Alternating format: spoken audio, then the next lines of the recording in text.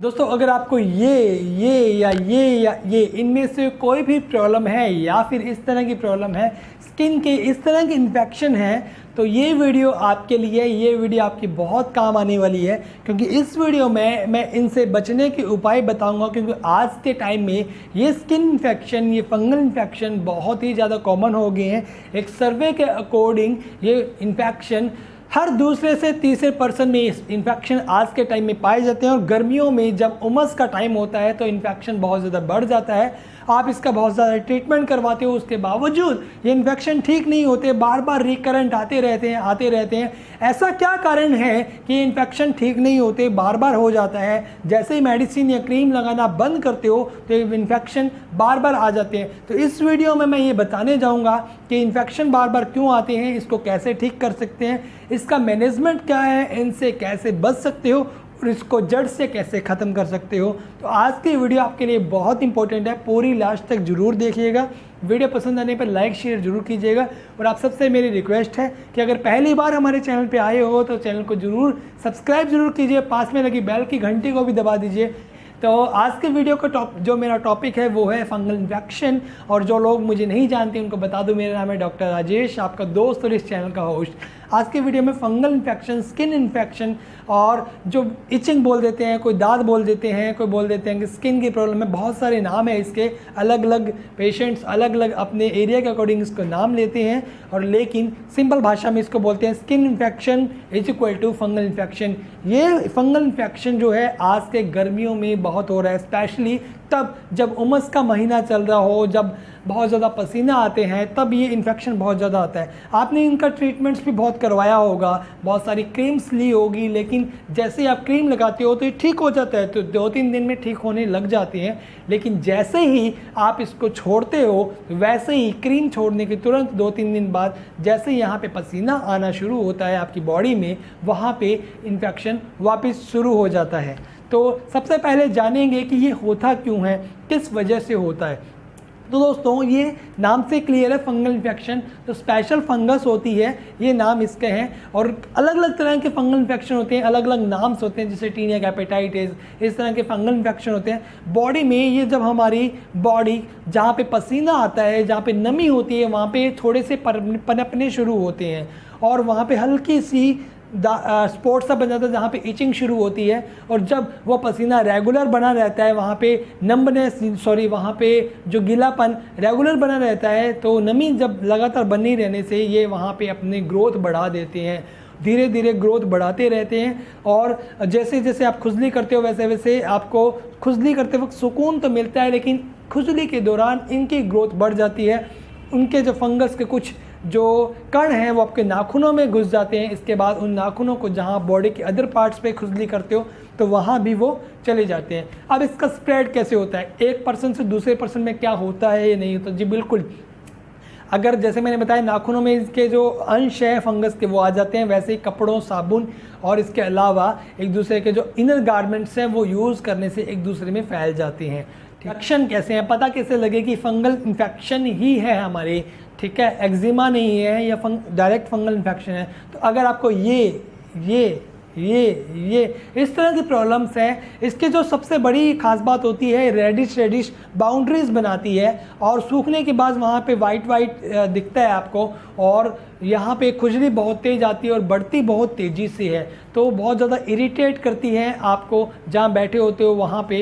ये सबसे ज़्यादा जो है थाई एरिया में या जो बैक साइड के बटक एरिया में या यहाँ पे या चेस्ट में, जहाँ पे ज़्यादा गीलापन होता है, जहाँ पे ज़्यादा पसीना आता है, ये उन एरिया में सबसे ज़्यादा पनपती है।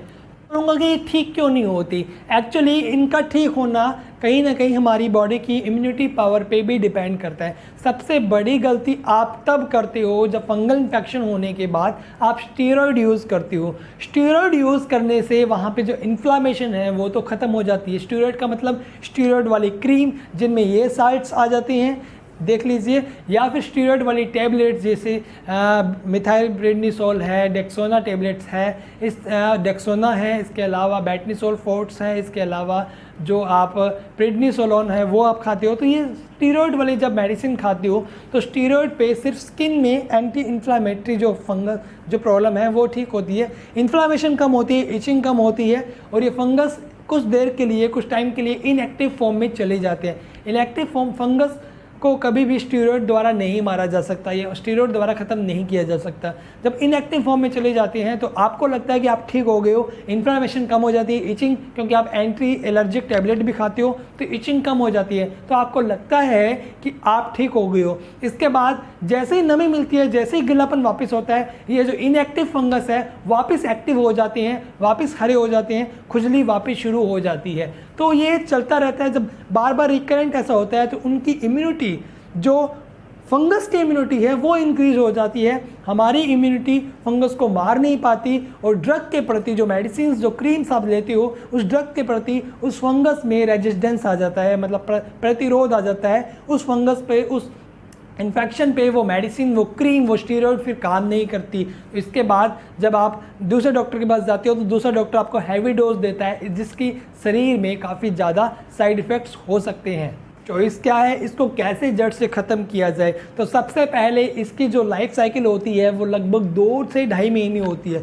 तो आपको मेडिसिन अगर लेनी है तो डर्मेटोलॉजिस्ट या अच्छे स्किन स्पेशलिस्ट को दिखा के मेडिसिन लेनी है, कम से कम 2 से ढाई महीने मेडिसिन लेनी है, तब जाके फंगल, ये जो जिद्दी फंगस है, तब जाके ख़त्म हो पाती हैं। और इस ट्रीटमेंट में जैसे कुछ एंटी फंगल मेडिसिन है, जैसे इट्राकेनाजोल है, ट्रबीनाफोर्स है, फ्लुकोनाजोल है, इस तरह की मेडिसिन आपको लेनी है। इसके अलावा एंटी फंगल डस्टिंग पाउडर आपने यूज़ करना है। इसके अलावा जो है जो एंटी एलर्जिक है, जो अगर आप इचिंग आती है तो एंटी एलर्जिक क्रीम आप यूज़ कर सकते हो, या एंटी एलर्जिक जो मेडिसिन है आप खा सकते हो ओरली, जिनमें लिवोसिट्राजिन सबसे ज़्यादा दी जाती है, या नॉर्मल सिट्राजिन भी आप ले सकते हो। इसके अलावा आपको अपने रहन सहन पे, खान पान पे भी जो है ध्यान देना है। रहन सहन पे आपको क्या करना है, ज़्यादा टाइट कपड़े नहीं पहनने। इसकी बात मैं मैनेजमेंट में आऊँगा कि इससे बचा कैसे जा सकता है। तो ये मेडिसिन आपने 2 से 3 महीने लेनी है।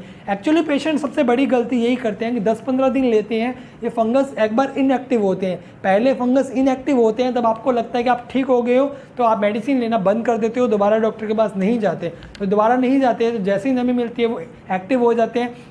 जब बार बार ये प्रोसेस चलता है तो वो मेडिसिन जो आप खा रहे हो वो अभी उस फंगस में काम नहीं करती, क्योंकि उस मेडिसिन के प्रति उस फंगस में रेजिस्टेंस आ जाता है, प्रतिरोध आ जाता है। इसके कारण वो मेडिसिन उस पर इफ़ेक्टिव नहीं होती। इसलिए मेडिसिन अगर आप शुरू करते हो तो पूरी खानी है, पूरा कोर्स आप नहीं करना है, तब जाके ये फंगस जो है इनएक्टिव ही नहीं, पूरी शरीर से ख़त्म हो पाएगा। करूँगा कि इस फंगस को होने ही ना दिया जाए, पहले ही ख़त्म कर दिया जाए, या थोड़े से सिम्टम्स आए तभी ख़त्म कर दिया जाए, हमारी इम्यूनिटी से ही इसको ख़त्म कर दिया जाए, तो ये भी पॉसिबल है। पहली बात तो ये है कि आपने स्टीरॉयड वाली कोई क्रीम नहीं लगानी। आपकी बॉडी में इस तरह के अगर सिम्टम्स शुरू होते हैं, इचिंग आनी शुरू होती है, या थोड़ा सा रेडिश चकता दिखाई देता है, तो आपने स्टीरॉयड वाली क्रीम मेडिकल से जाके नहीं लेनी, या झोला छाप डॉक्टरों के पास जाके आपने स्टीरॉयड वाली क्रीम नहीं यूज़ करनी। आपने क्या करना है, अपने कपड़ों पे, अपने खान पान पे और अपनी मेडिसिन पे काम करना है। कपड़े आपने टाइट नहीं पहनने, यानी बहुत ज़्यादा जींस, बहुत ज़्यादा सिंथेटिक क्लॉथ्स है वो आपने नहीं पहनने। धूप में बहुत ज़्यादा वर्क नहीं करना। अगर आपको बैठना पड़ता है, लगातार काफ़ी समय तक बैठना पड़ता है, तो बिल्कुल हल्के कॉटन के कपड़े पहनिए, लूज़ कपड़े पहनिए। स्पेशली गर्मी की मैं बात कर रहा हूँ, तो और सर्दियों में तो ये होता ही नहीं है, क्योंकि गर्मी में नमी होने के, उमस होने के कारण ये बढ़ते हैं। तो कपड़ों पे आपने स्पेशल वर्क करना है। एक जगह ज़्यादा देर लंबे समय तक बैठ के काम नहीं करना है, और दिन में 3 से 4 बार नहाने की कोशिश करनी है, क्योंकि जितना बार नहाओगे उतना ये फंगस रिमूव होगा। और नहाते टाइम आपने सिंपल साबुन यूज़ नहीं करनी है, स्किन में गर्म पानी यूज़ नहीं करना है, ठंडा पानी यूज़ करना है। या तो फ्रेश बहते पानी से नहाइए, या फिर अगर आपने साबुन यूज़ ही करनी है बॉडी पे, तो आप एंटी फंगल कैटकेनाजोल, फ्लुकोनाजोल साबुन जिंक के साथ आप यूज़ कर सकते हो। इसके अलावा आपको अपनी इम्यूनिटी पे काम करना ज़रूरी है। आपको दिन में 25 से 30 मिनट एक्सरसाइज करना ज़रूरी है, जिससे आपकी इनर बॉडीज़ के जो सारे पार्ट्स हैं वो अच्छी तरह से वर्क करने लग जाए, आप में ब्लड सर्कुलेशन इंक्रीज हो जाए। आपको अच्छी हेल्दी डाइट खानी है, सैलेड्स खानी है, वेजिटेबल्स खानी है, इसके अलावा फ्रूट्स खानी है, फ्रेश फ्रूट्स खानी है और अच्छी डाइट लेनी है, सिंथेटिक फूड नहीं लेना है। इससे आपकी इम्यूनिटी बढ़ेगी और जितनी स्ट्रॉन्ग इम्यूनिटी आपकी होगी तो आपकी इम्यूनिटी पावर इस फंगस को अपने आप ख़त्म कर देगी। इसके अलावा पसीने से जितना हो सके उतना बचने की कोशिश करनी है। मैनेजमेंट फंगल इन्फेक्शन का, जो कि आजकल गर्मियों में बहुत ज़्यादा चल रहा है, ऑन पब्लिक पेशेंट्स की डिमांड पे मैंने ये वीडियो बनाई है। इस तरह की वीडियोस देखने के लिए हमारे चैनल को सब्सक्राइब कर दीजिए। और इसके अलावा आपको किस तरह की मेडिसिन्स या ट्रीटमेंट के बारे में पता करना है या कुछ नेक्स्ट वीडियोस कौन से टॉपिक पे चाहिए, मुझे कमेंट करके ज़रूर बताइएगा। वीडियो अच्छे लगे तो लाइक कीजिए, शेयर कीजिए, कमेंट कीजिए। इसके अलावा अपने दोस्तों में स्प्रेड कर दीजिए। मैं डॉक्टर राजेश आज देता हूँ आपसे विदा। मिलूंगा एक नई वीडियो में नए टॉपिक के साथ। Till then keep loving, keep watching, love you all.